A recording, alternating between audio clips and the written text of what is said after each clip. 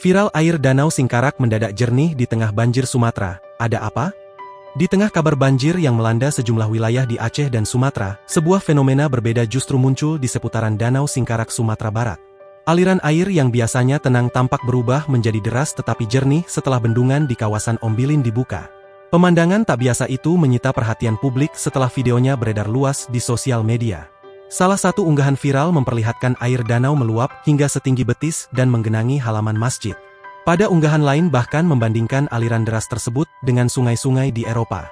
Meski debit air meningkat, para pengunggah menegaskan kondisi ini tidak berbahaya, justru aliran yang jernih dan kuat menjadi tontonan warga sekitar. Fenomena ini memicu beragam komentar, banyak warganet yang mengaku kagum dengan warna air yang berbeda jauh dari gambaran banjir umumnya. Pengguna lain heran karena aliran banjir biasanya keruh bahkan berwarna coklat tua. Aliran yang berwarna kebiruan ini menjadi kontras dengan situasi banjir di sejumlah daerah lain di Sumatera. Meskipun meluap, air Danau Singkarak tidak membawa lumpur maupun sampah. Warga setempat menyebut kondisi tersebut terjadi karena pelepasan air teratur dari bendungan sehingga arus tetap bersih dan jernih. Download Tribun X sekarang, menghadirkan lokal menjadi Indonesia.